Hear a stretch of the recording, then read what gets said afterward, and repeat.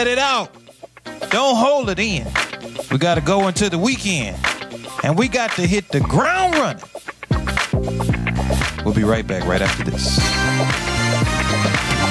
What happened? You used to go hours without visiting the bathroom. Now it seems like you're constantly getting up to pee, and you're even getting up at night to go. This is not okay. Listen, the makers of Super Beta Prostate, the #1 prostate formula, are introducing a new wonder pill, Super Beta Prostate P3 Advanced, with 3 key ingredients that are great for your prostate. It's like taking 3 prostate supplements in one. To celebrate, we're sending free bottles to men who want to cut down on bathroom trips. Yes, your first 30-day supply is free. Pay shipping and handling. 1010 WOLB Baltimore and WERQ-FM HD3 Baltimore. The views and opinions of the guest and host you hear are not necessarily those of the staff and management of Radio 1, its sponsors, or advertisers. It's done unto you as you believe. It's done unto you as you believe.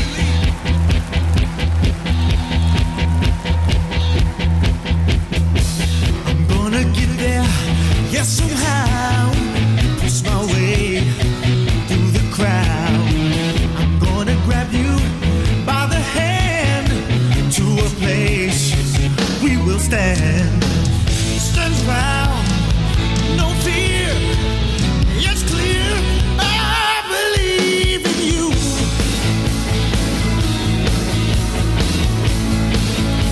I believe in me. Oh yeah, I believe that we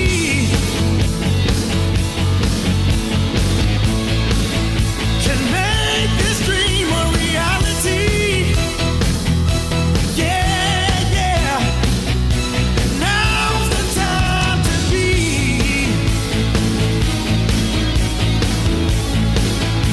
Now's the time for miracles.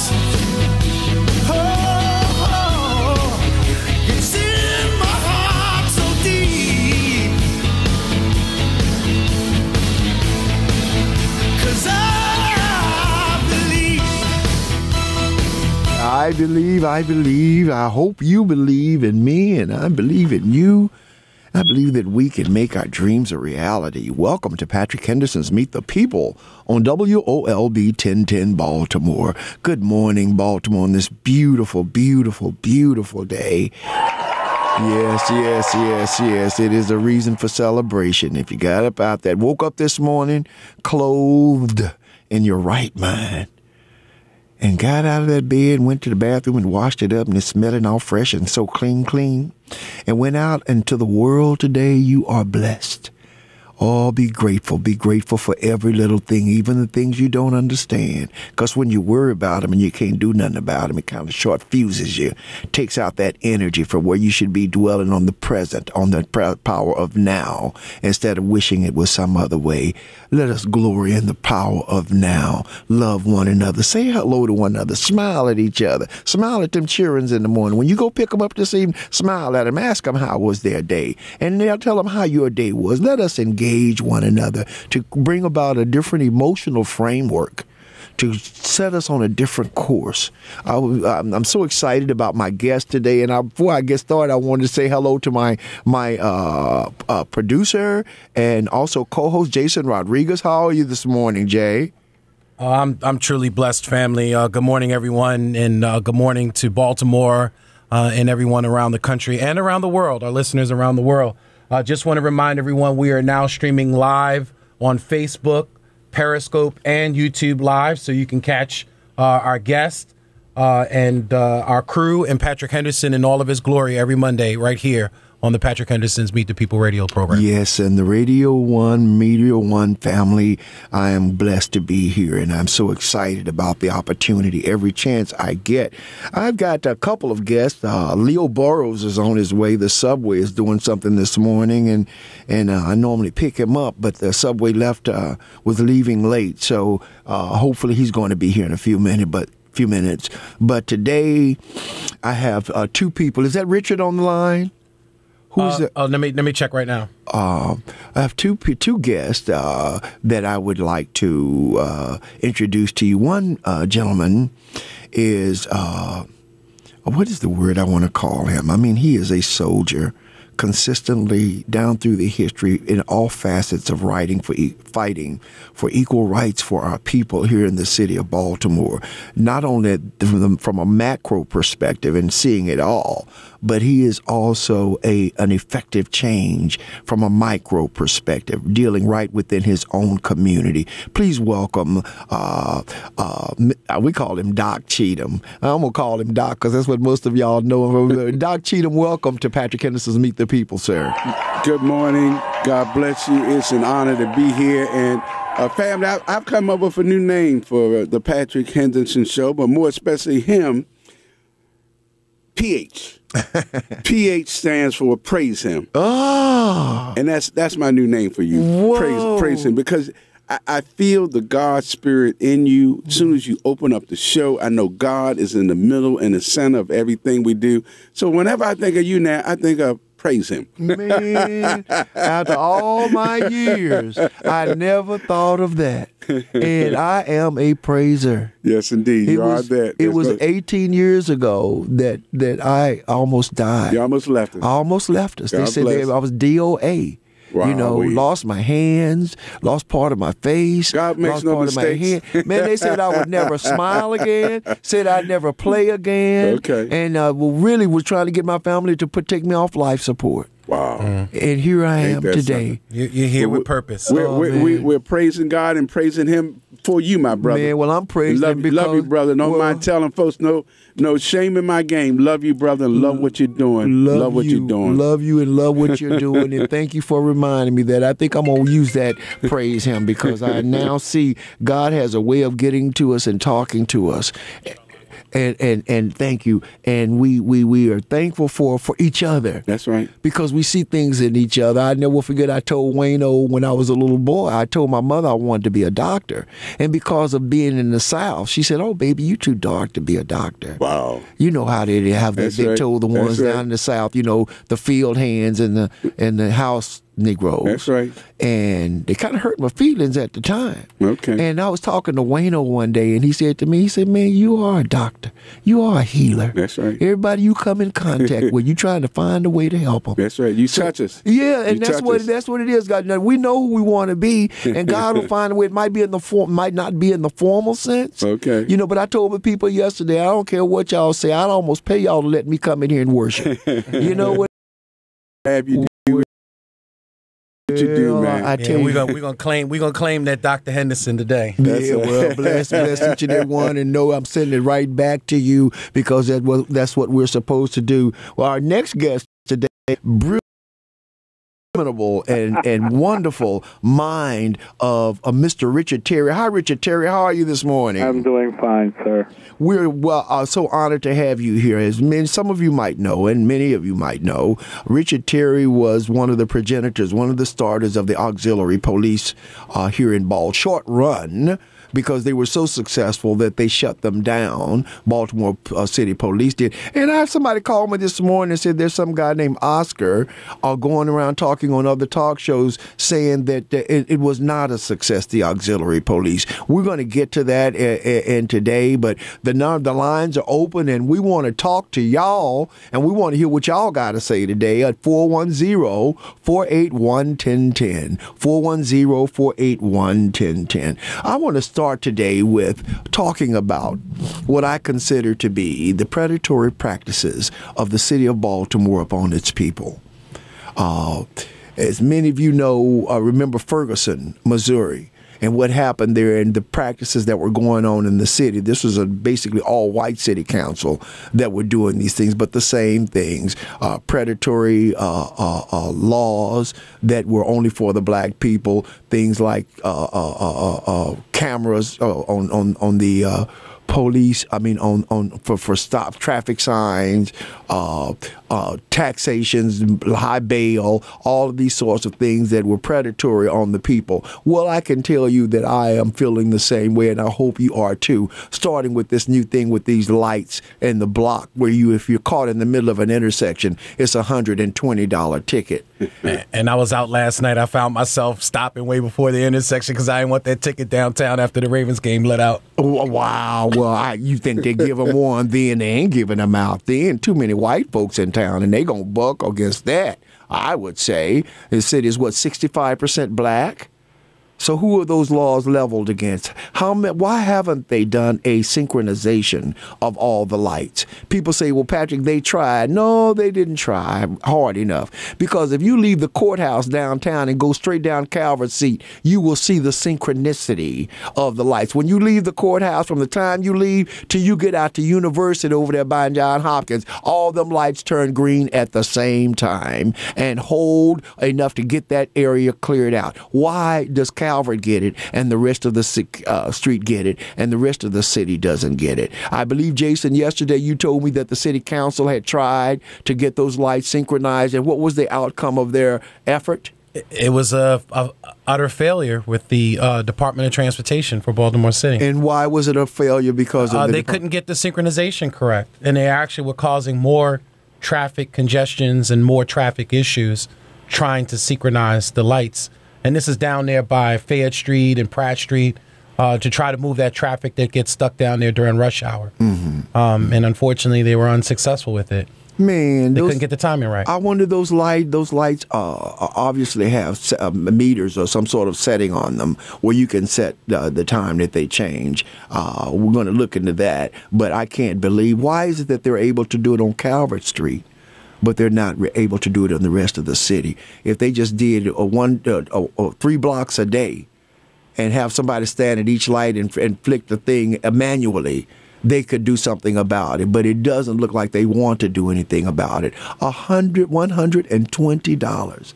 That is unbelievable. And I can tell you where they can start. They can start on the corner of Garrison and Liberty. It's terrible. The light going into Garrison coming out from Liberty never changes in time. So people are out there, and just like you got to make a decision whether you're going to get out there. You don't know. You can't judge the light. You don't know when the light is going to change. You're trying to get where you're going. But to charge $120 on people that are making $10 an hour, that have children and families and are trying to live in this city, is just predatory to me. Pat, yeah, we have some, other major issues as well, because, I told you I do Uber Eats at night, and just traveling around the city, our infrastructure is just disgusting. The potholes everywhere. There's craters in the streets in almost every street that you ride. What part of town specifically are you speaking of? Because over on the west side, man, there's trucks everywhere, every day out there doing stuff on the street. I see a lot of work going on the streets over on the west side. I don't get to the east side very much. But where in specific are you talking? I ride throughout the whole city, but Greenmount is a mess. Okay. Riding up through the city, Bel Air Road is a mess. Mm-hmm. Most of your major roads and thoroughfares within the city, they have these huge craters in some cases, and when I hit them with my car, I'm surprised my wheel doesn't fall off half the time. But, well, you know what? Y'all know where I live, over right across the street from that 7-Eleven right across from Endowment. Yeah. Liberty's bad too. For 6 years, there was the deepest pothole that I've ever seen in my life in the street. And Mayor Schmoke lives around the corner. He had to come past, go through that pothole every day, and it never got filled. Yeah. I believe that our elected officials are just not paying attention. Their minds are not focused as they should be on the total care of the city. They get hung up on one thing and don't realize that they must be mayor of all. Richard Terry? Yes, sir. Welcome. Could you turn we hear some... That's my computer. Okay, could you turn it down? I've turned it off. All right, very good. I've turned the speech mechanism off, but okay. I'm sorry. Yes. I wanted to also talk to you, and I'm bringing these things together, about city violence. I was just talking to Doc Cheatham about, and he was telling me over in the Matthew Henderson area of the city, they've had 17. Were they murders or 17 homicides since January? We have 14 open-air drug markets. We have no food market in the area, but we have 14 liquor stores in the area. And, there's no wonder we're suffering in the way that we do. We've had 30 years of representation by African Americans that are registered as black, so we can't say Mr. Charlie. We can't necessarily say the white man had anything to do with it because our leadership has been black and Democrat. Yes. But we're in a very awful time right now in West Baltimore, the Wild Wild West. Many of us love the community that we're in, Sandtown, Winchester, Holland Park area, but it's clear that the services that are being rendered to other parts of Baltimore are not being rendered here. And I tell anyone, if you look at where we need to deploy an increase in having more community work, but more importantly, more police representation and police and community relations is probably in the three areas that are suffering the most at this point. That's the Southwestern, Southern, and Western District of Baltimore City. Those three right now, if you look at the data, whether it's crime, violence, homicides, robberies, they're leading those three districts in the area. So if we're looking for any type of deployment, other than just riding by and not getting out of your automobiles, it needs to be the areas that are suffering the most. And let me stop with this and say this. There is a splendid article that has been written by T.J. Smith, the brother that was the communications person for the Baltimore City Police Department. He has written an outstanding piece doing an analysis from his vantage point of what we need to do to address crime and violence. And we've placed that on our website for people's information. Wow. I want you to go ahead, Jason. I got to make a little run here right quick. Go ahead and open up the lines. I want to comment on what Doc just talked about, those liquor stores, an article from John Hopkins about it. But go ahead, Jason, take it from here. All right, family. Well, we have Brother Gene on the line. Brother Gene, good morning. Thank you for calling the Patrick Henderson's Meet the People radio show. Yeah, good morning, everybody. Good morning. Good morning. How you doing, Doc? Yeah, I was proud of you for coming out on Friday on the Carlton show in reference to Brian Frost and suggesting that Mr. Wolf be voted for as a hold your nose vote against to Brian Frost. Am I... You're very, very much on putting point. Words in your mouth? I don't No, you're not, and I'll equate it exactly like I've said, and I say to everyone, be you Democrat, Republican, Green Party, Independent, you need and we need to vote what's in our best interest. Forget the D's or the R, black or white, male, female, straight or gay. Look at the interests that affect you directly. And I'm saying to those that are in the African-American community, especially those that are supportive of our HBCUs and what we attempt to do in these four institutions, Boyd, Coppin, Morgan, UMES, that Brian Frost clearly is not in support of HBCUs. Mr. Wolf, Mr. Wolf is and has been. Yeah, and I'm proud of Carlton and Dwight and Zinga also following suit with that and making a statement in reference to that. But this morning I was kind of dismayed in the sense that when the governor was on Larry's show, that they did not ask him that question in reference to if the governor was in favor of Mr. Wolf. It seems as though the governor is still in bed with Brian Frost. And because they didn't ask them the question, and I was waiting for them to ask them that direct question. Who should we vote for? Should we? You have a Republican governor on there. He's not in support of the government of the Republican candidate, or he didn't mention it, and so it still seems as though the governor is in support of Brian Frost and the way he's moving on the lawsuit. He seems to be wanting it both two ways. Yeah. Even the people that okay.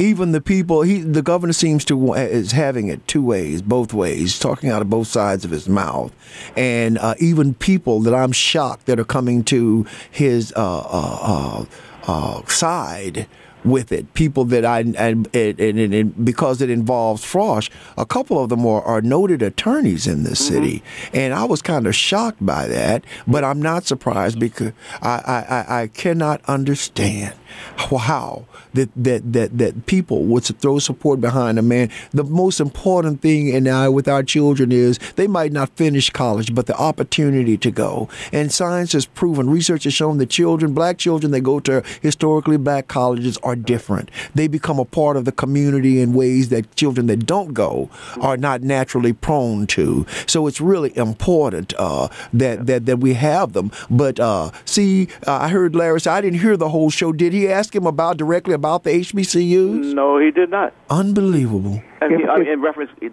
well, they did talk about the lawsuit. They talked about the money, but they did not talk about who should we vote for, for our best interest. Well, did the governor say that he would drop the lawsuit, or he didn't? No, of course he did. He wasn't asked. Why would he bring it up? He didn't. They didn't ask, and he didn't bring it up. Unbelievable. If I may, gentlemen. Yes. Okay, so that's my opinion on the subject, and Doc, thank you very much, and I support the same thing you support in reference to the HBCU. All right, thank you, Brother Gene. Okay, go ahead. If I may, and this is to expand on what Doc had just said. Right now, we have to get beyond what I call the just because syndrome. And what do I mean by that? So just because we vote for an individual just because he's a Democrat, just because he's black, just because he says what he's going to do to help this community. It's time that everybody who decides that they're going to vote do their homework. Read about the candidates. Research what the candidates are all about. If they're speaking somewhere, go to listen to what they have to say. And then and only then can you have an informed electorate, and it's that informed electorate who then puts into the equation the interest of their interest and the interest of their community and votes from there. You know what? But the only problem with that in our people, we don't read as we should as a group of people. Even the Egyptians use symbols.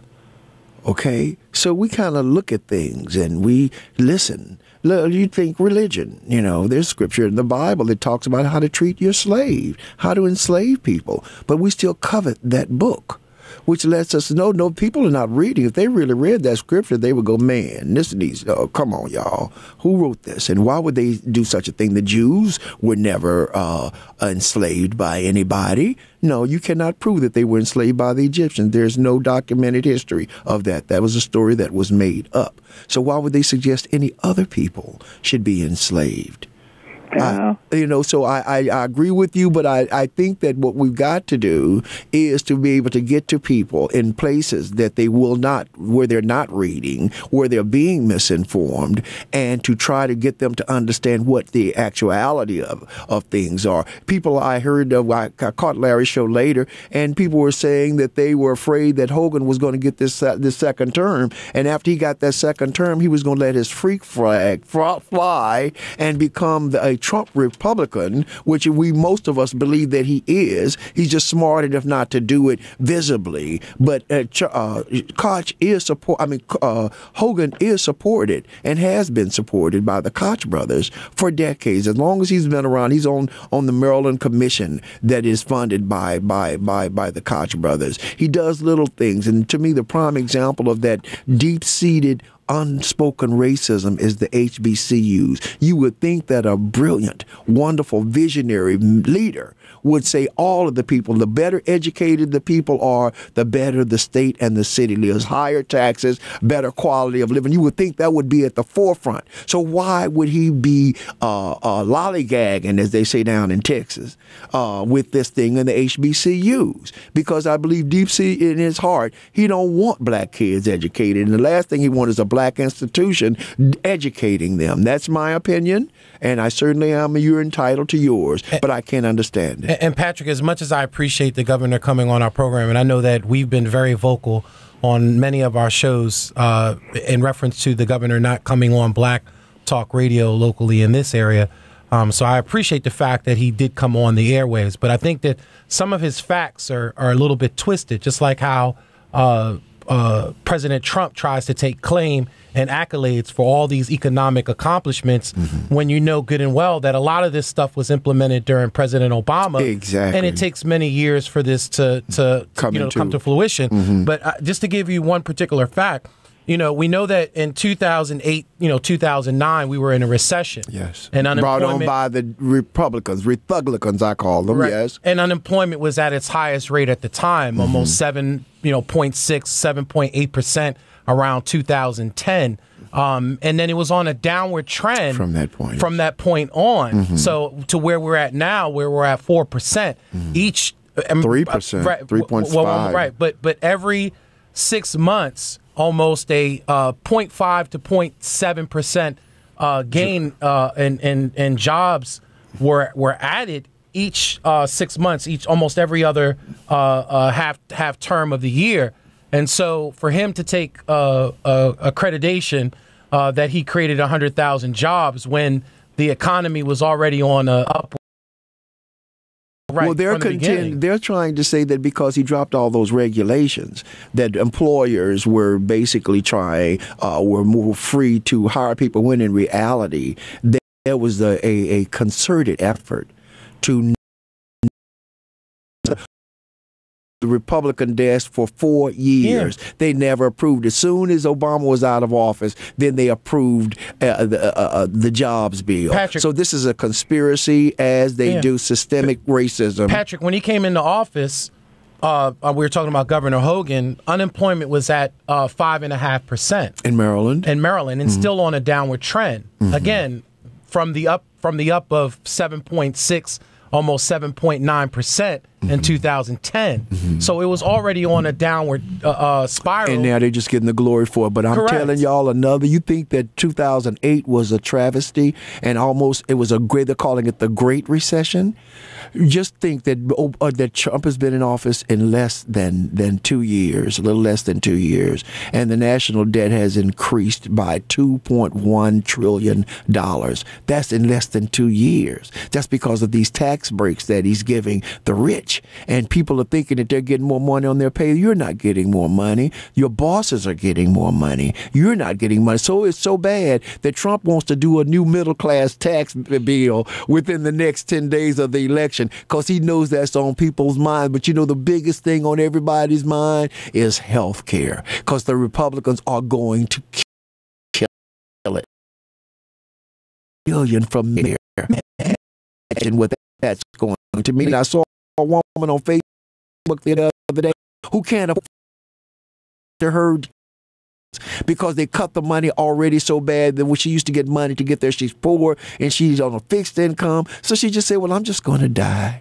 She says, I can't do nothing about it, and I don't have any money to get there. So she's just going to die. Now, you multiply that by people who don't have resources just to get on a bus or go somewhere and do it. And you can imagine, and who's going to be hit the hardest by it? We are, mama and them. All of us seniors, the babies, children, they're going to cut food stamps, they're going to cut Social Security, they're going to put $150,000 that we paid into it. And now they're saying it's an entitlement. It's just wrong. We're going to go. And Patrick, we have Doc here, yes. An advocate of HBCUs. Yes. And a drum major for HBCUs. He said this morning on LY's show that during this whole argument, $900 million has been spent on HBCUs, but some of that didn't come out of his administration. We know that some of it began in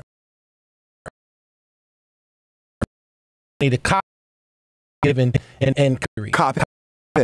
Yes. What's interesting though is that he's taking claim that during the argument, $900 million has been spent, and I don't know how much of that is necessarily true, and where are the fact checkers when it comes down to this? Well, had voted for the minimum wage, he would have got 2 terms. That's what killed him. That's what killed him, and it's a big problem because he had some good thoughts, and I was especially happy because I'm a student, alumna at Coppin State, the work that was done there, and so we won't get into that. We're going to go to Eric and keep the lines moving. Eric, welcome to Patrick Henderson's Meet the People. You have a question or comment? Comment, man. How y'all brothers doing? We're Doing blessed. good. Good morning. Good morning, sir. Man, so I spent my day yesterday, man. I was in the car going to Delaware, but I was listening about the Sumerian people, about our ancestors, our ancient ancestors, and all the technology and all things like that. Man, look, I worked Saturday, man, and I seen how much security they had for this race. And man, when I tell y'all would not believe all the undercovers, helicopters, I mean, you name it, security. But we dined every single day. If they took that same amount of law enforcement, just an nth of it, to West Baltimore and East Baltimore, you will shut down any illegal activity within one day. So it only leaves me to believe one thing, man, and I'm fed up with it. This is what they want to happen. Yeah, set up. Hold on, Eric. Hold on. I need to do a station ID. You're listening to Patrick Henderson's Meet the People on WOLB 1010. Don't you touch that dial. 1010 WOLB Baltimore and WERQ-FM HD3 Baltimore. I agree with you. Welcome back to Patrick Henderson's Meet the People. I agree with you 100%. But Eric, what does that mean? We're something, Eric. You're absolutely correct. But let's take perspective. One, all of those officers that you may have seen there, plain clothes and uniform, they talk about overtime. How many of them were on overtime? And then all of the ones that were taken out of each of the districts, they take a portion out of each district. How many does that leave to work the streets in those districts? Two, what you have is, did you know that that the Greater Baltimore Committee or Downtown Partnership has hired a security firm that is charged with working primarily downtown and in the harbor? They have a contract with them. They are armed, and they do have the power of arrest. And I think that, if I'm thinking right, they are considered as special police officers, as authorized by the Maryland State Police. And they have a contract to deal with downtown. They have a contract, and it's on their website that they have a contract to do Federal Hill. And you know what's sad, y'all, is that I'm born and raised in East Baltimore, and everybody there, the crews to the flags and everything, was there working on the gas line, but we notice it's nothing down there but white people. And we from this city, we don't even get to enjoy this power. It's two sides of Baltimore. Yeah. And people will not believe when they go down that area, man. You are in another world. They have their own clubs. They have their own bars. I mean, it's all kinds of. But the saddest part of it all is the city is ran by blacks. Yeah, and it's allowed to fester. Yes, Leo. Well, welcome, Leo. We're happy you made it. I know you've been having a rough day trying with the subway system, yes, but indeed. Welcome. Well, praise the Lord and pass the ammunition for justice, decency, and fair play. Yes, we live in two societies, both separate and unequal, so say the Kerner Commission report. Let me say that the powers that be, who proclaim and celebrate and extol the virtues of electoral politics, are not accountable, have not been held accountable to the electorate. In other words, should we vote? Yes, I think everybody should vote. But the reality is, I heard a caller on an earlier show this morning say, I believe he's one of the retired black police officers in Baltimore City. He said something to the effect that follow the money, that the Greater Baltimore Committee and the Fraternal Order of Police, the Downtown Partnership, Baltimore Development Corporation, etc., call the shots. The wealthy people call the shots, even with respect to the selection of a police commissioner in this city. And so we're not involved in the equation. I would submit to you there's a lot of truth there, but I think we have to be the advocates of perseverance when it comes to organizing our churches, families, and communities to fight back and push back to ensure that our voices are heard. Do we need another Freddie Gray uprising? I hope not. But what I'm saying is, when we uprise with voter power, when we uprise in throwing the bums out of office some 40 years, that will speak volumes as to our effectiveness as people who don't focus on Democrats and Republicans per se, but who focus on people who have platforms that speak to our specific agendas of survival, economic empowerment, and we can go on and on. So, could I say this, and I'm going to let y'all go? Yes, sir. The HBC issue, right? Other than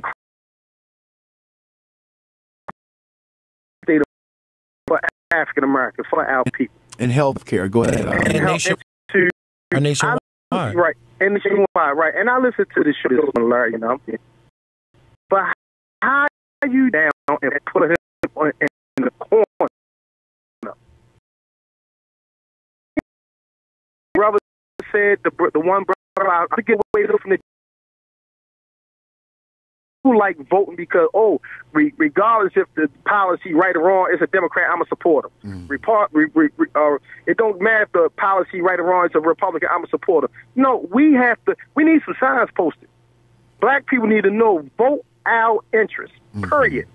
Because man, it's man, look, I don't know what to do, man. Well, you know what? I'm 44 years old. How old are you? 44, man. Oh, 44. Well, I tell you what, and I feel sometimes the same way.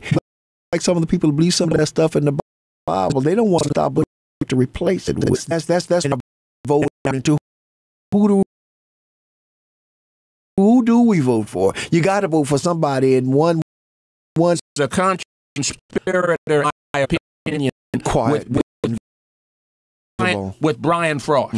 Brian Frost is a Democrat, Larry Hogan's a Republican, and they both say phooey to HBCUs because they work in concert to thwart the initiatives that were sought in the successful suit with Catherine Blake, which they lost. And Patrick, even listen to the language. Like, listen to Brother Leo and us in the community. We call it an uprising, but when you hear call it a right, you can see right there that they have a different take. Of course, because it's black people. They're saying what's happening down there. What was it there? Where the hurricane just came through in Florida, Texas Panhandle. No, that was in the Carolinas. And the white people down there looting, but when they're looting, they didn't say looting. They said they're getting necessary supplies. That was the head of the caption. They're desperate. Not they're looting. But so what we do in those times. But when we do it, it's looting. When they do it, they're getting necessary supplies. Our economic situation is desperate. Doc, I'm going to keep going here, but I got to talk to you because I know you've been associated with the Matthew Henderson Community Association for a long time, and I know there is some division in surrounding communities. And I want to address that. But before I do that, I want to talk to PFK Boom. How are you, sir? Today I'm blessed to be alive. You blessed every day to be alive. Amen. And we're blessed because you're alive. How are you? I'm blessed. I just make a few topics, especially the last gentleman that just called in. Great call. I'm going to say something first on the HBCUs. Okay. And what I know for a fact, as well as what I know about my son going to Division I colleges and things like that. One thing I know, that those schools, let's just use Calvert Hall College High School. If you look at their stadium is actually created by alumni who used to go there. It's a 5-generational family at Calvert Hall. They used to be called the Kellys. Kelly Insurance, Kelly this. These are people who went there. First of all, before you ask anyone for anything, and who owns you, okay? So the first responsibility of HBCUs would be to the people who have a HBCU degree on their shelf right now who can hear my voice. So I probably is looking, and he's looking at his degree, and he's a doctor, and he's a lawyer, he got a son. So that person.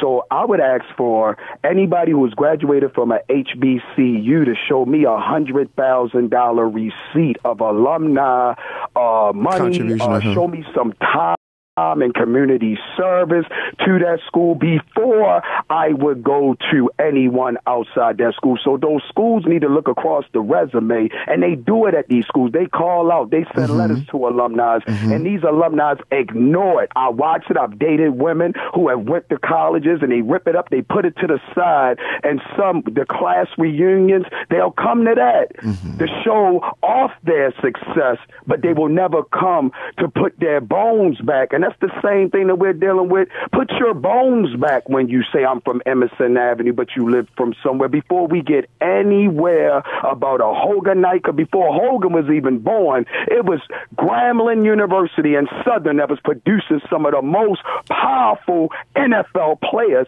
in the country. Well, that's sports, but look at the number of engineers that Morgan State has produced. But I got to say that. But the government went and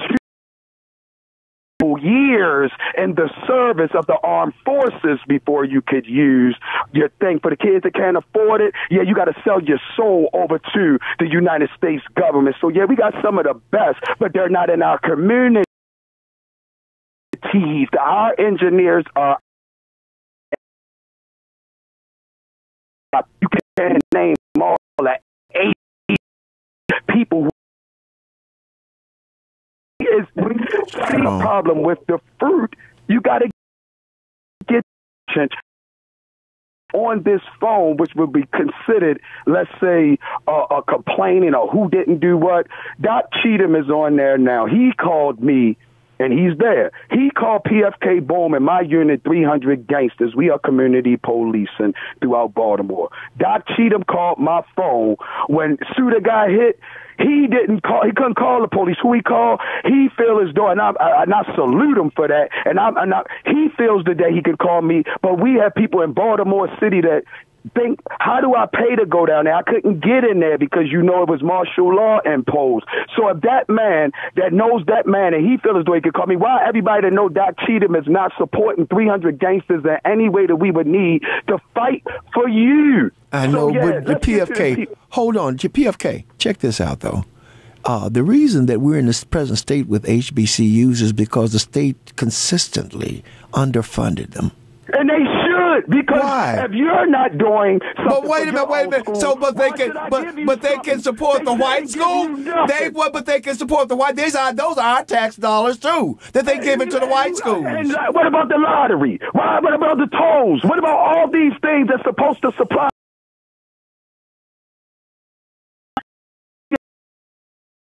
Dime out yet. The Ravens ain't kicked the dime out yet. Let's get the root. I agree with you. We should support it, but then at the same time, our tax dollars are going to the white schools. From our responsibility of leaving. But what about those of us that are paying taxes? I am in accountability. If I came from an HBCU today, I'd feel sick to my stomach because I didn't put my bones in. And if I use my energy to get my school right instead of state, well, again, something being repeated, which is insane to look for the state to give us means we all we got. We all we need. Yeah, well then stop taking our tax dollars, sir. That's all with it. And we get our own and go to Africa. Right. We can't do that. And in some cases, who wants to do that, man? I don't want to go to Africa, and you don't either. I can't do that. I'm a felon. You can. Right. But in some cases, the state was found guilty of duplicating. You no more. You no more. Niggas is the cash crop. But you know you want nationality. No nationality. You are a nigga. Bye. That is unbelievable. Right. That is unbelievable. And in some cases, but see, the thing of it is that I understand his mentality, and I think it's wrong. I show magnitude for the degrees that they've earned from our schools. I agree with him that there should be some sort of conscientious effort to give back to our schools. And a stronger alumni. A stronger alumni, but I do not believe that the state should get off and we would go back to Africa. Man, I don't want to go back to Africa. Not even the Africans want to be in Africa. Gentlemen. That's really all trying to get here. So, Boom, I love you, but I don't think you're right. Can I some credence to the person named Marvin Cheatham? Mm-hmm. Sometimes we need to have folks step to us to tell us what we are not doing. Mm-hmm. Yes, most HBCUs alumni are not supportive of the HBCUs. Mm-hmm. That's one. We need to address that. Right. Two, you have an opportunity in November to say to someone who is basically taking us African Americans, especially those of you that are still now Democrats, I left because of this issue, that we need to be able to say, how often are we going to allow someone like a Brian Frost to basically be elected by us as African American, predominantly Democrats, because he has a D behind his name? Mm-hmm. Does he deserve your vote? Mm-hmm. Now, not with Brian Frost. He is the one who is the to the Fourth Circuit, and if it goes to the Fourth Circuit, it will then go to the Supreme Court, which means HBCUs nationwide will get negatively affected. We need to vote our interests. Our interest with reference to HBCUs is not to see the reelection of Brian Frost. He is one of the enemies with reference to HBCUs as it relates to this decision by Judge Blake. The Attorney General is the one who signed the appeal.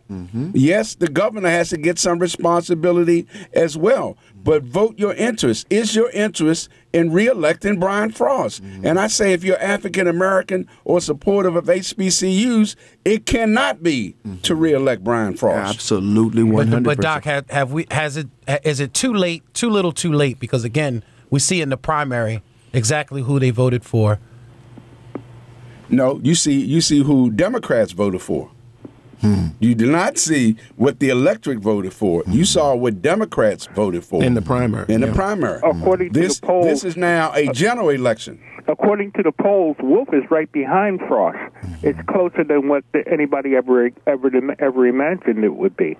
Well, y'all, I'm a little nervous about that guy because, they'll tell us anything to get elected, which we see all the time. And people were calling Larry's show this morning wondering if once he's reelected, is he going to show his real true colors?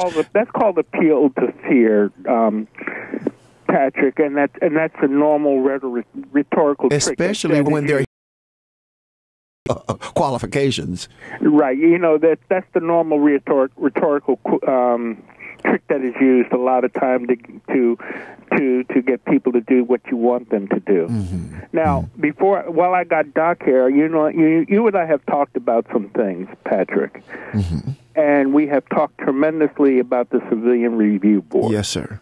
And you talked about crime and everything else under the sun. This is a big part of the overall package of what's going on. Doc, how long ago was it, Doc? It was about 3 years ago you dragged me into this?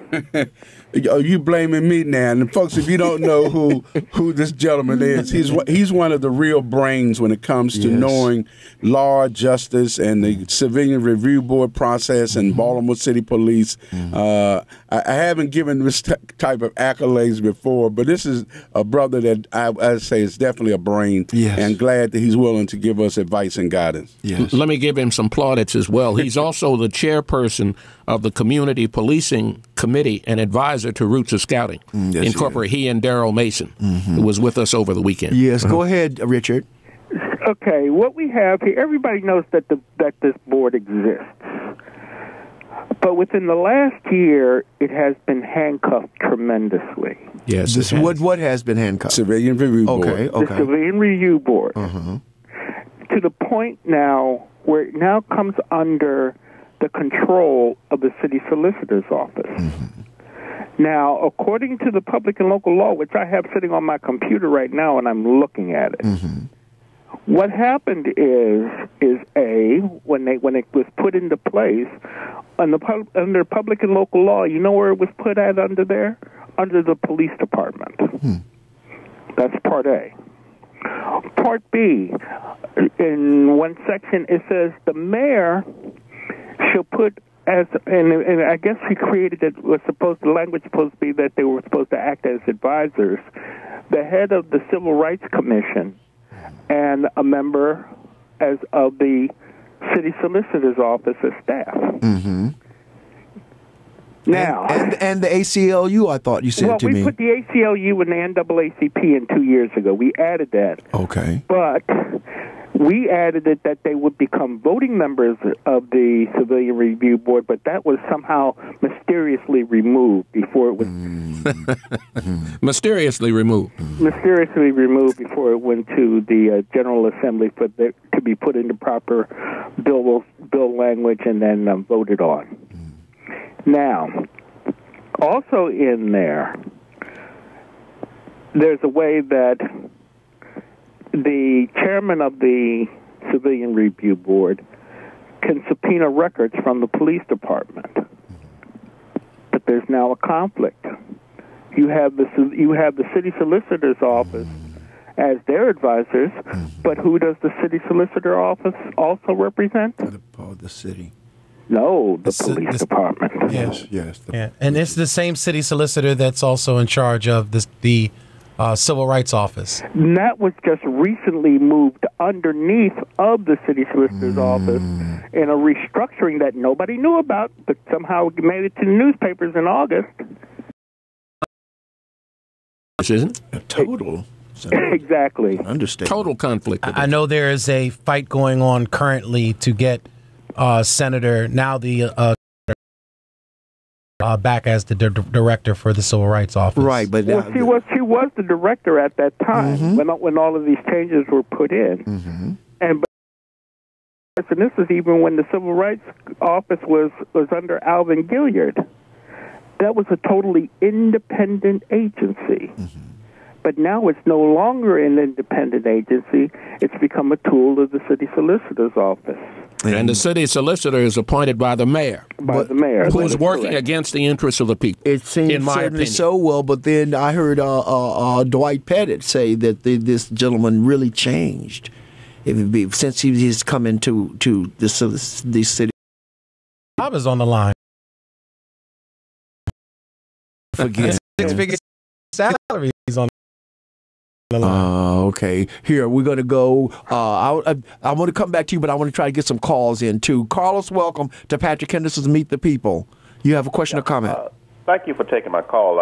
I have some breaking news that may be of interest, but also I wanted to make a quick comment that I know everybody loves Ehrlich and Coppin State, but it was his administration that put the kibosh, along with Calvin Burnett, on by enacting that duplication law here in Maryland.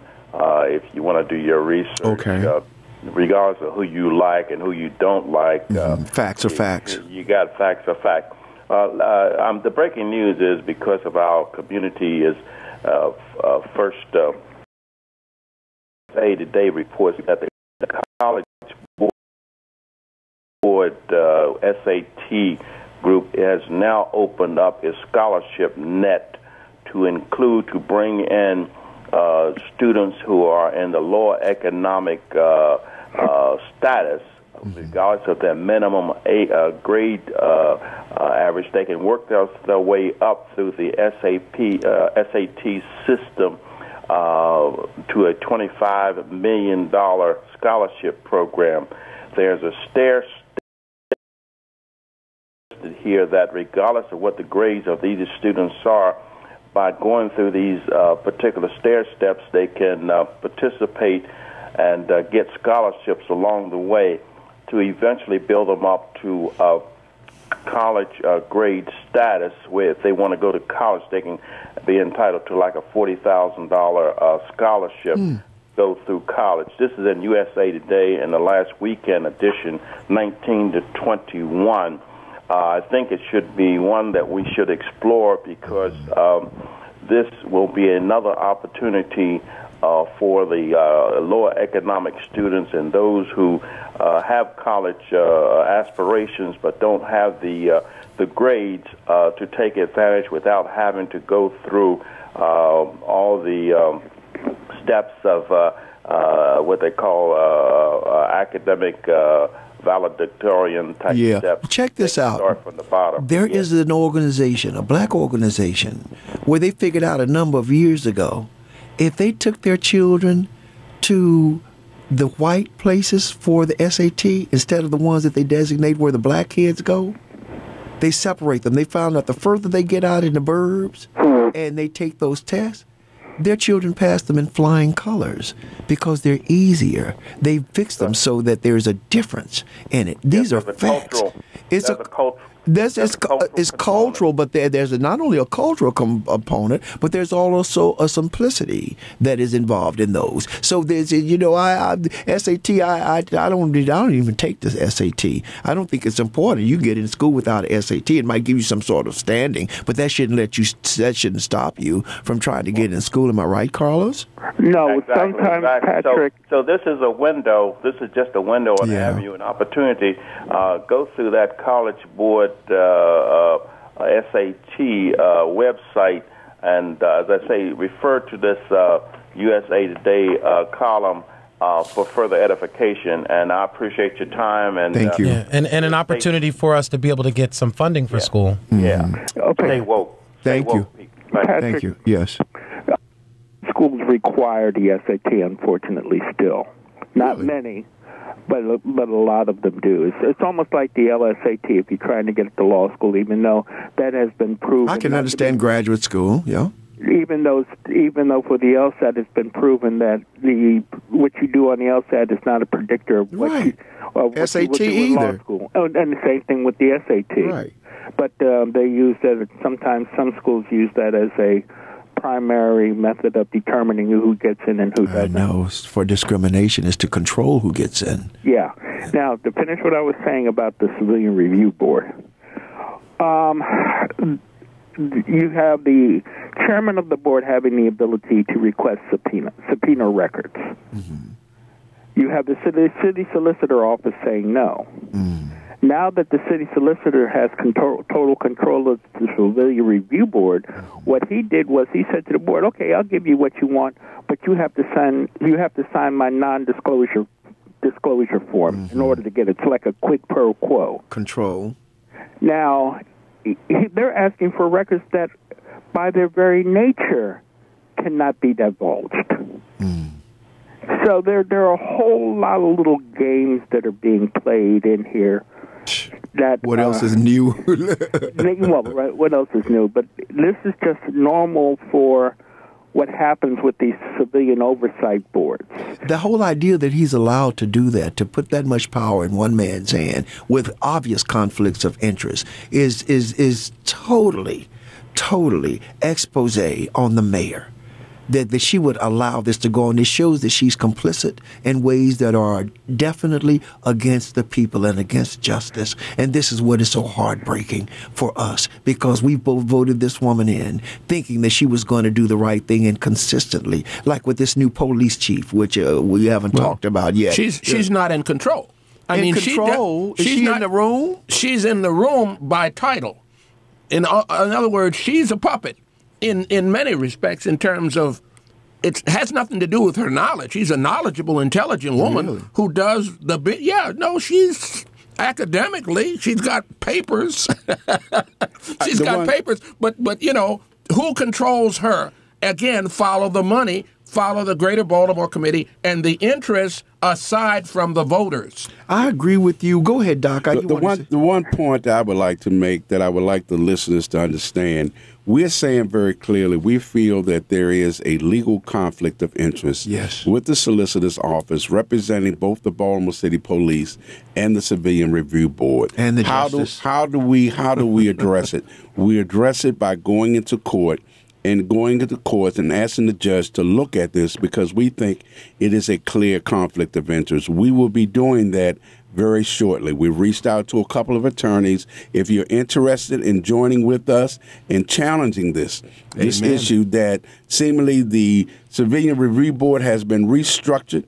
This is an entity that was created by the Maryland General Assembly. This wasn't created by Baltimore City. It was created by Maryland General Assembly.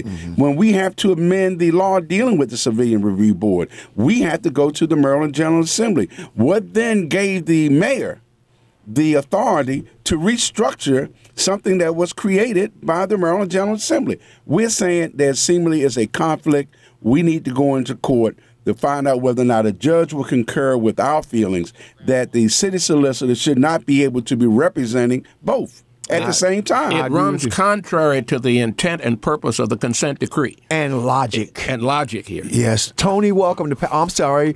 Tony, yes, welcome to Patrick Henderson's Meet the People. We got 1 minute left for you for a commercial. You got a question or comment, sir?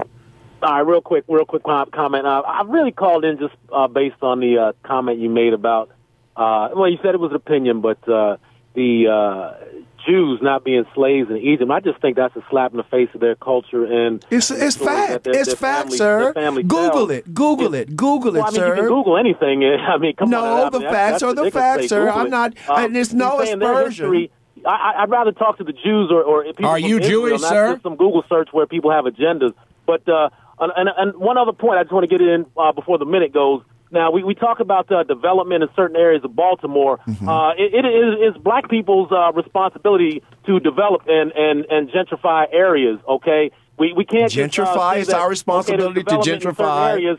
If we're not willing to invest and put our own dollars in the areas and make them livable and more middle class, that's shame on us. It's not a matter of blaming some white people for investing and developing and making areas better. We need to make our own areas better. And we are doing that, sir. We are doing that. We are doing that. And are you a Trump supporter? You Republican?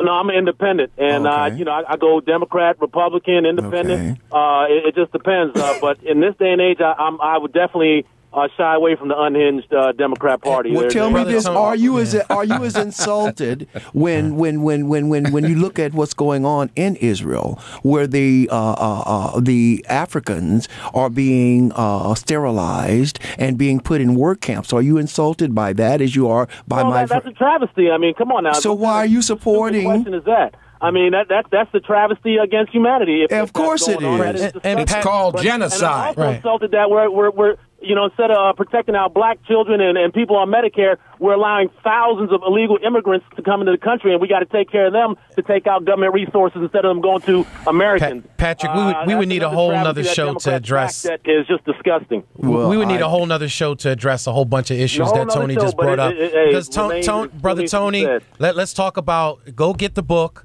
Not in My Neighborhood, How a Great American City Was Built on Bigotry, by Antonio Piatella.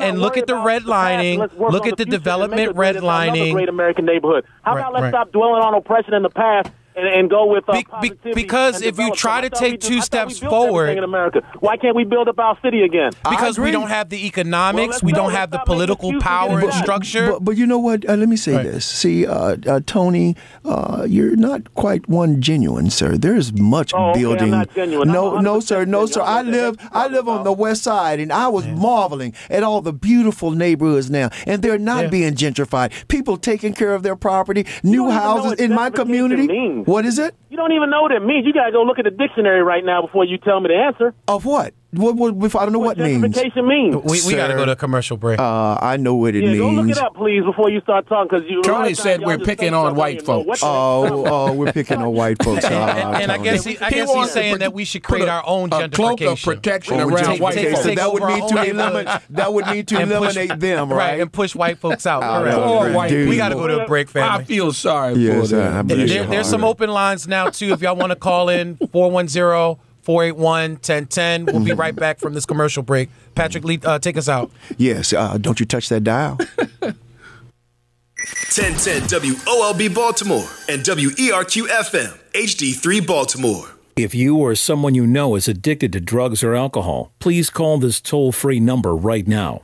800-342-9980. That's 800-342-9980. By calling the Addiction Rehab Specialist, you're taking the first steps to get help. Advisors are ready to match you with a proven treatment center that could help you end your drug or alcohol addiction once and for all. 800-342-9980. This call is completely confidential. Even if you've already been to treatment, give us a call. There is no need to let drugs and alcohol ruin your life one more day. Take the first step now. Call the Addiction Rehab Specialist at 800-342-9980. That's 800-342-9980.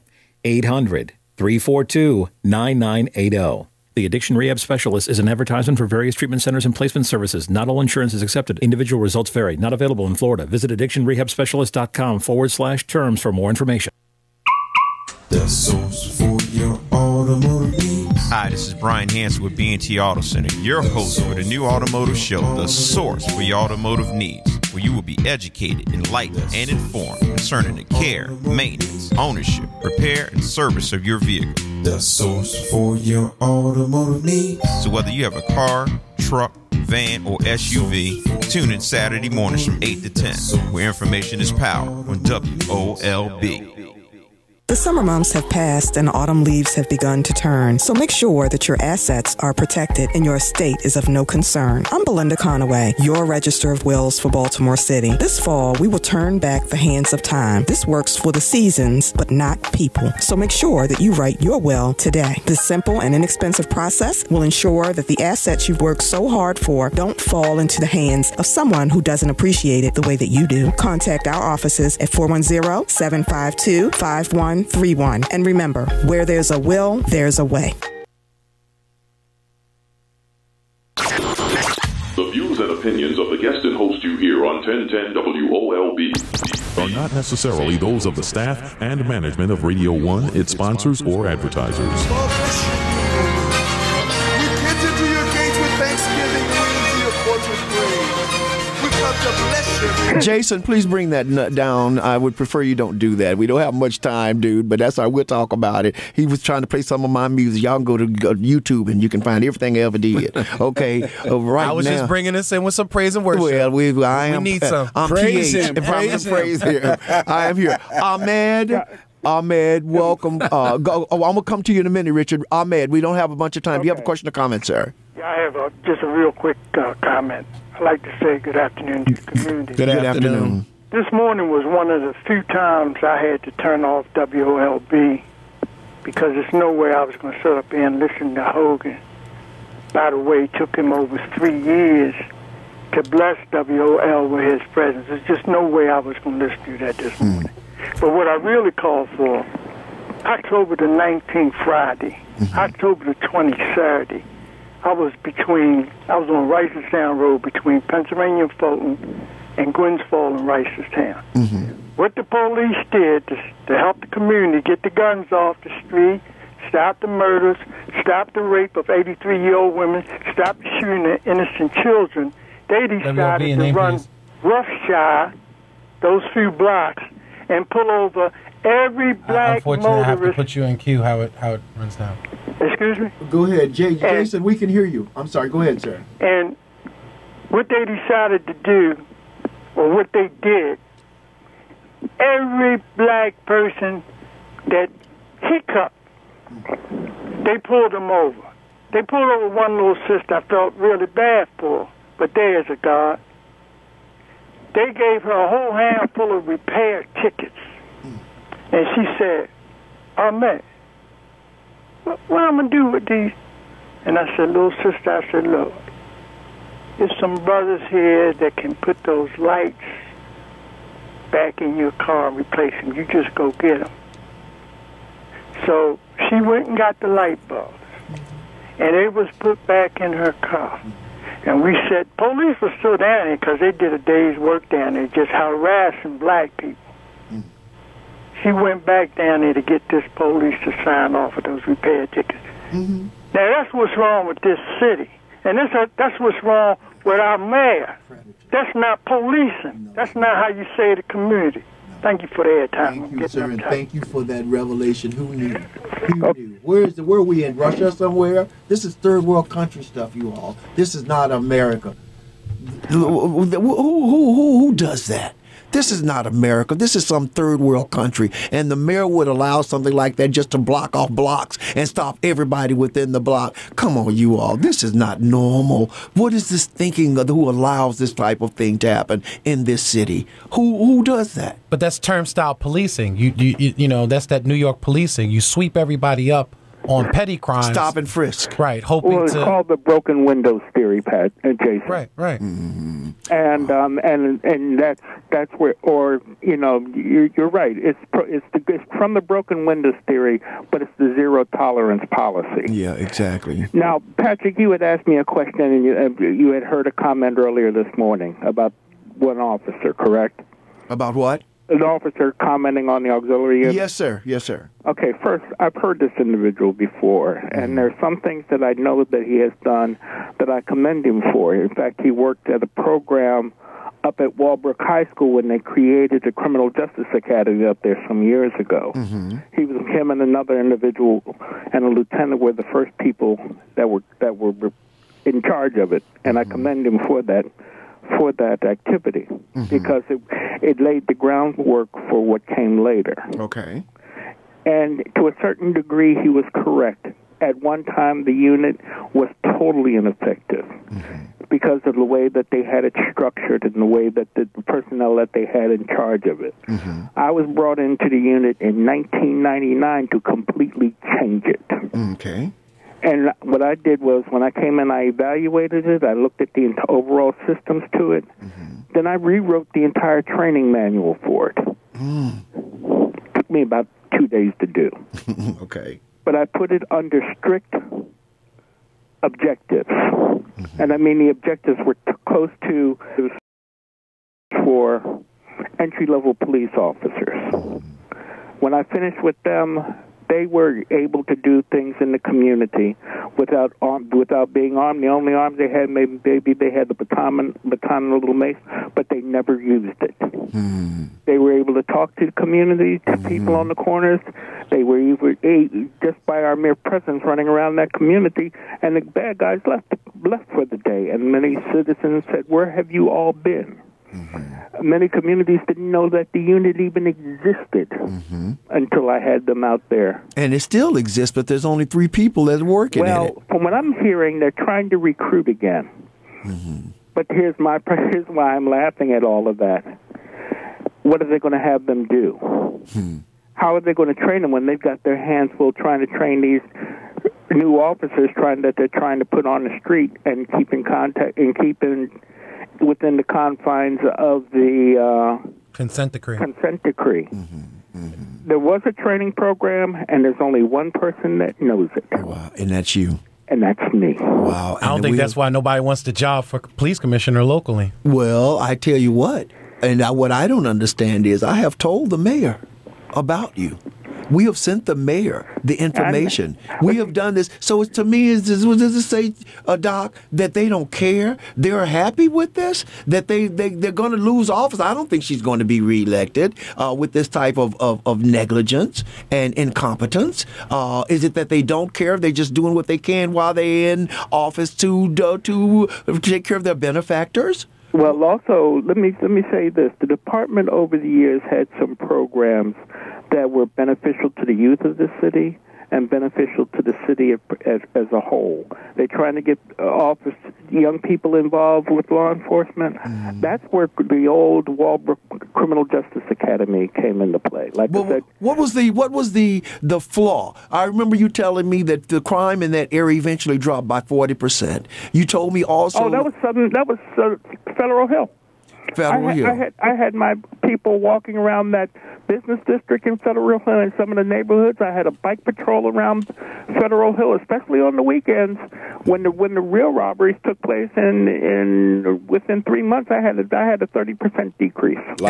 Life should be so hard in the rest of our communities as Federal Hill. Right. That wasn't exactly a tough neighborhood. You're saying to do it. Go ahead. Even the Southwest wanted my people to take over parts of Lombard. Bring them to the Wild Wild West. What about Sandtown? You had no presence in Sandtown?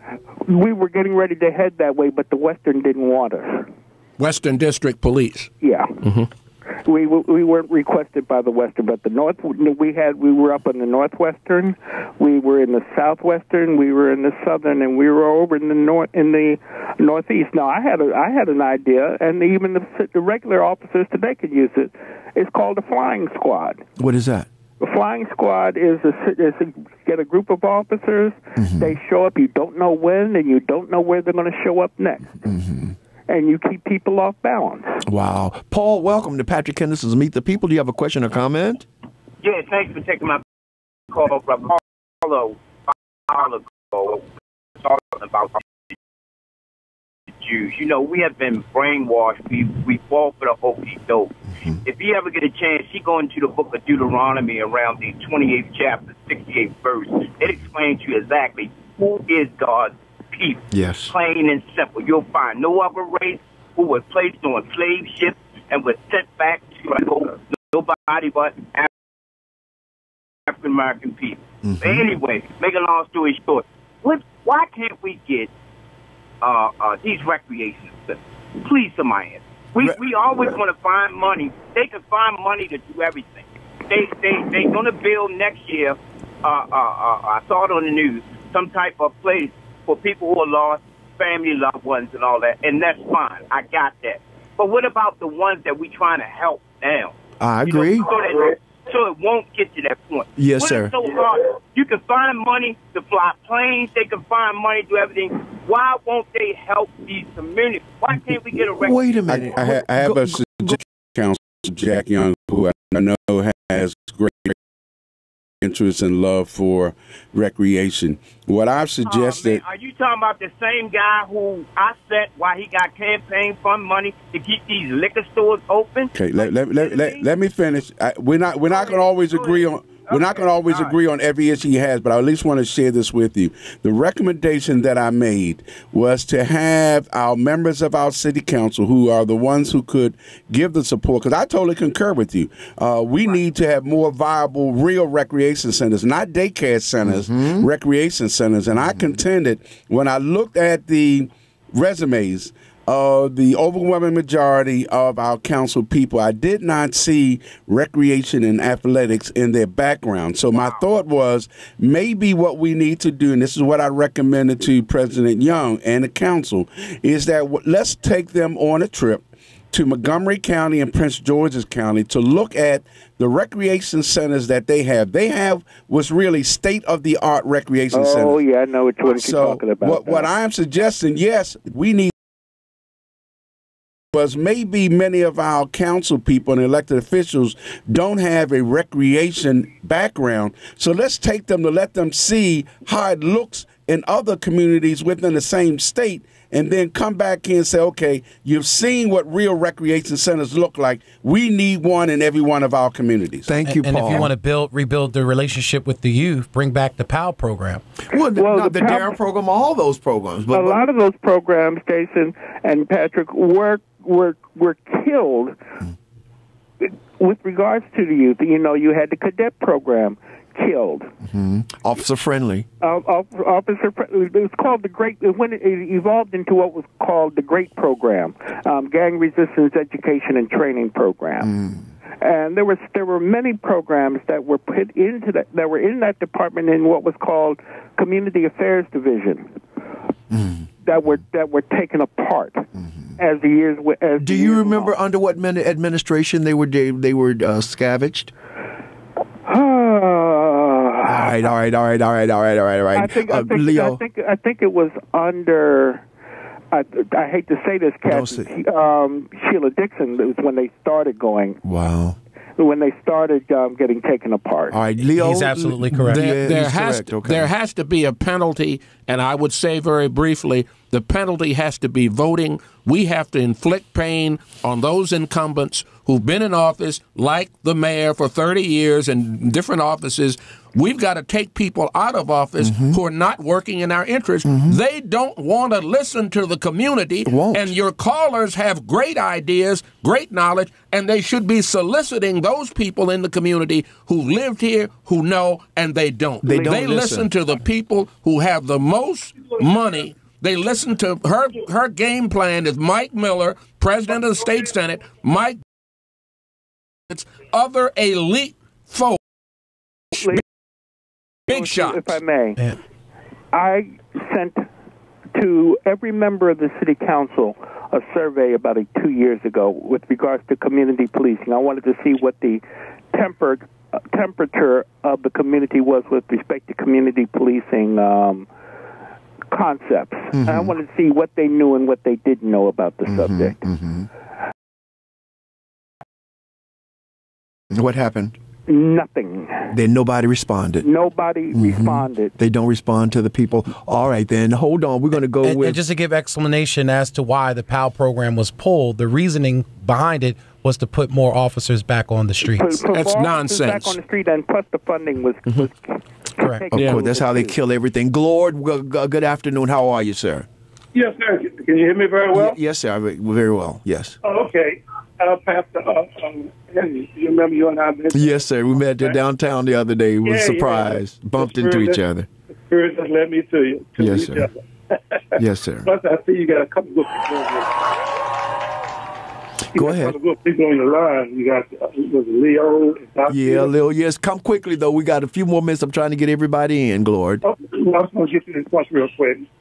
Speaking of the market in Sandtown, Dr. Cheatham, the market up here where I live at, Liberty Heights and Glen Oak, it took us 15 years to get it, but we went up to Pennsylvania. When we went to Pennsylvania to check out ShopRite Market, he was the only one in that bad neighborhood up in Pennsylvania, and that's why we chose him, because he had a program to hire offenders. Oh, there weren't ShopRites here before? Huh? There were not ShopRites here before? No. ShopRite was never here. Oh, I didn't know that. Not in the city. I thought the family was from Baltimore. Not in the city. Oh, okay. No, not in the city. That's Ricky Spector's cousin, isn't it? Leo, isn't that Ricky Spector's cousin? I don't know. Who? I don't know. Go ahead. It might be. But anyway, all three of us politicians about 15 years ago, we went to Pennsylvania and chose on that mark. So that's why ShopRite is here where I live at now. Bless you. Thank you. But Doc, you need to talk to ShopRite, and I believe that they would bring a market down in Sandtown, down in that desert. Here's what we're doing right now. You're definitely on point, and thank you for that idea. Thanks, Glord. We have spoken to one of the subsidiaries of ShopRite, which is PriceRite. It's a smaller entity. There's one actually on Pratt Street now. Our biggest problem is we can't get our city elected officials and Baltimore Development Corporation to understand that people's dying early from not having proper food is an issue that they need to address. They're coming up with every idea but bringing a food market to an area that is officially a food desert, or we call it now food apartheid. But you're right.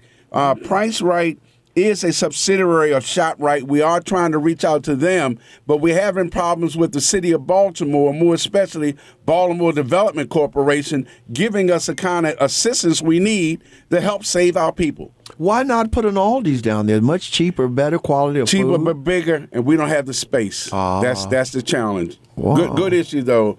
Praise him. All right. I give him a new title, Leo. We're going to go praise to Patrick Henderson's now. Praise Chris, him. welcome to Patrick Henderson's Meet the People. Do you have a question or comment, sir? Chris? Are you there? Chris went to sleep. Chris is outside somewhere. Yeah, he is. He is outside. All right, we're going to have to drop you, brother. 410-481-1010. We got a couple more minutes. We're going to go to Ernest. Ernest, welcome to Patrick Henderson Meet the People. You got a question or comment, sir? Yeah, from the time of Commissioner Schmidt to the time of Commissioner Tom Frazier, they had no auxiliaries in the Northwest District patrolling nowhere. Auxiliaries don't have the power of arrest. They could not be put out on the street by themselves. they have to be with somebody. That didn't happen in the Northwest District. If you're talking about me over at Walbrook, I was a resource officer over there. I didn't start no program. I patrolled the school as a resource officer. I was hired by the principal. And I'm familiar with most areas of the police department because I dispatched in the northern, western, and the northwest. There was no auxiliary police that I dispatched to at no time. And he's correct. He is absolutely correct. But after a while, the things changed once they began to get the training, and the officers were up there acting as ears only. Well, Ernest, I have a question. Are you there? Ernest? No, he's gone. He's gone. Okay. I hear him dispelling and putting down the auxiliary police. You know, when I hear people putting it down, what is your solution? Anybody in radio land, I mean, if you say it can't work and this is impossible, then we're dead. We don't think in terms of impossibilities. We think there are solutions to very difficult problems. And if we don't work together to strive to find those answers and put those solutions down in a process, in a plan format of how we, whether it's a pilot program or otherwise, we're not going to be able to solve this problem. To say that that auxiliary police have no merit, I don't buy that. Auxiliary police are very important. You don't have to be able to arrest everybody in order to impose your presence, in order to be helpful, in order to guide people toward ways that they can police their communities responsibly and how they can interact with police. Yeah, and that was Leo, that's the whole thing. They just interacted with the community. They were at many of the community festivals, and they did walk up in Northwest because I had two of my guys stop a robbery when they saw my guys walking up in the Northwest. The gentlemen who were going to rob these two people at a bus stop, they immediately left. And that's mandated by the city charter that we have auxiliary police. Auxiliary police. Yes, so I don't understand people putting down the idea of auxiliary police. Amongst the older officers, they were treated in the original. Until I changed everything, they were put down constantly by the regular sworn personnel. Patrick, we have Uncle Fred on the line. Uncle Fred, good morning, sir. Hey, how you doing? How's everybody? Good. How you doing, Uncle Fred? I don't know. I tell you, we have this conversation so much. It's insanity almost. You know, I think what the black community needs to do is figure out how to stop this problem in our community ourselves.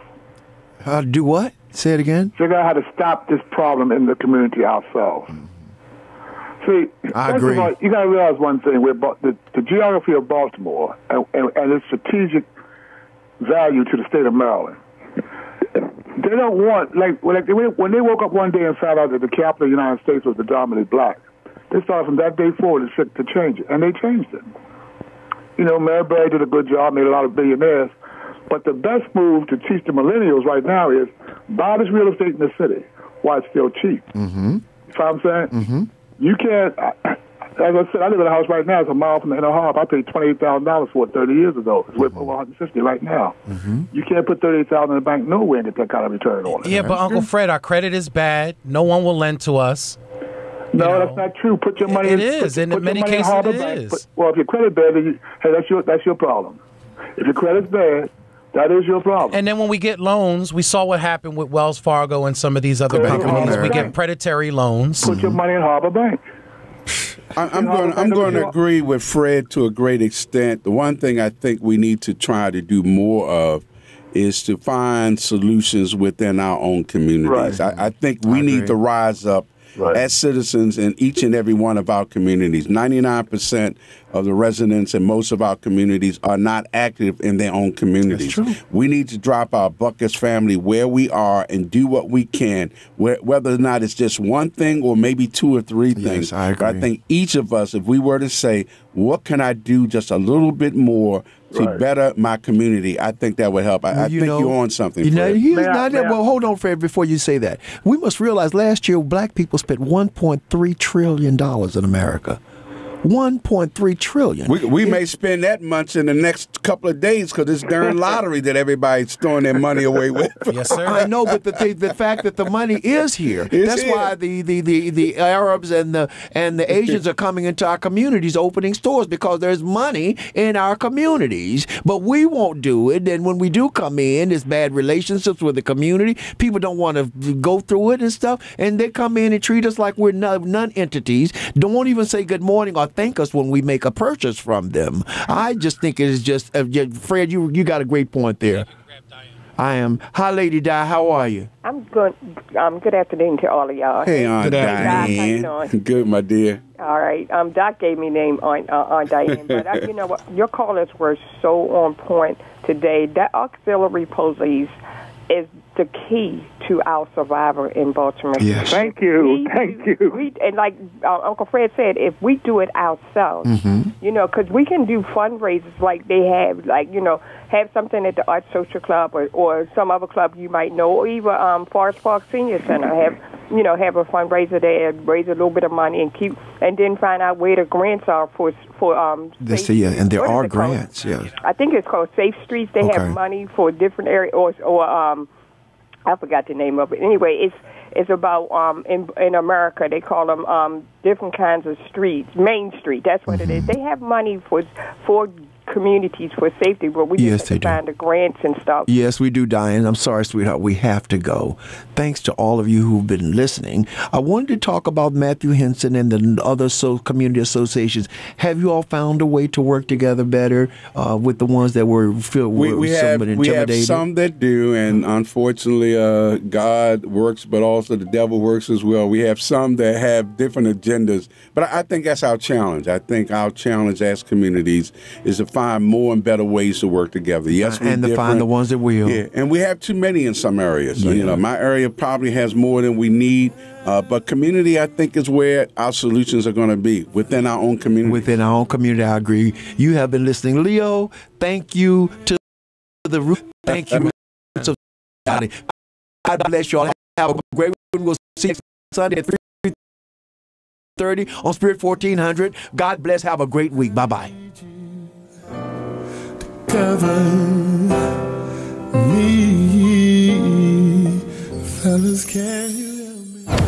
Talking the day, soul at night on the new 1010 WOLB. Ted had a big IRS problem. I owed the IRS over $35,000. I was scared. I just didn't know what to do. He had a pretty good idea what the IRS might do. They can take my car, my truck, garnish my wages, get into my bank accounts. Ted's brother suggested Optima Tax Relief. Optima took over and things started happening fast. The leading tax resolution firm, Optima Tax Relief, is A+ rated by the Better Business Bureau. They've resolved over $500 million for their clients. So how's Ted doing now? Since my debt was resolved, the stress is gone. I don't have any more sleepless nights. Listen to Ted and call Optima now for a free consultation. Call Optima. Don't wait. Optima Tax is like a bodyguard. They're there to protect me. If they can help me, I'm sure they can help you. Call 800-799-0977. That's 800-799-0977. 800-799-0977. Optima Tax Relief. Testimonial from an actual client. Some restrictions apply. For complete details, please visit OptimaTaxRelief.com. 1010 WOLB Baltimore and WERQ FM HD3 Baltimore. The views and opinions of the guest and host you hear are not necessarily those of the staff and management of Radio 1, its sponsors, or advertisers. Hello and welcome to another edition of Discoveries in Health. I'm your host, Chris McKay, and I'm really glad you're with me today because today we're going to be talking about an issue that affects each and every one of us, and that's stress. And believe it or not, whether it's job stress, financial stress, family stress, or even the little things that we're told not to stress about, any form of stress takes a serious physical toll on your body. But don't worry, because there is something you can do about your stress. And joining me today on the phone is Dr. Michael Pincus. And Dr. Pincus is going to talk about stress and give us some great information on things that we can do to reduce or even eliminate the negative effects that daily stress has on our bodies. For those of you that may not know Dr. Pincus, he is a nationally recognized authority on natural and alternative health. He's worked with top Hollywood celebrities celebrities, professional and Olympic athletes, and he continues to be involved in the latest research into today's top health concerns. And Dr. Pincus, thanks so much for being with us today. Thanks, Chris. Great to be with you. So let's get right into this whole stress issue. You know, stress is such a normal part of our daily routine these days, but why should we all be concerned about it? And more specifically, what's going on in our bodies, and what are the warning signs that we should be looking for? Well, you know, there's two ways to look at stress. One is what we call mental stress, and the other is how stress affects your body. As a doctor, I'm more interested in how it affects your body. Sure. So the way stress affects the body is this. When a person's under stress, the body transposes the stress into tension. Okay. And your muscles end up contracting. And everyone feels that in their upper back and neck. You feel the tightness. Right. As a doctor, I'm more concerned about the muscles that you don't feel, such as the muscles in the arteries. Oh, okay. That tighten up. And the muscles, the heart is a giant muscle. Oh, right. And the muscles in and around your digestive tract. Because these are the things that are resulting in heart disease, digestive difficulties. And I want to talk a little bit in your show today about nutrition, because there are two nutrients that completely handle the body in terms of stress. When you're deficient in calcium and magnesium, a lot of things can happen. In order to, how many pretty soon it starts to wear you down and pretty condition. When people are from and osteoporosis and fibromyalgia and cramps in their legs and weird illnesses.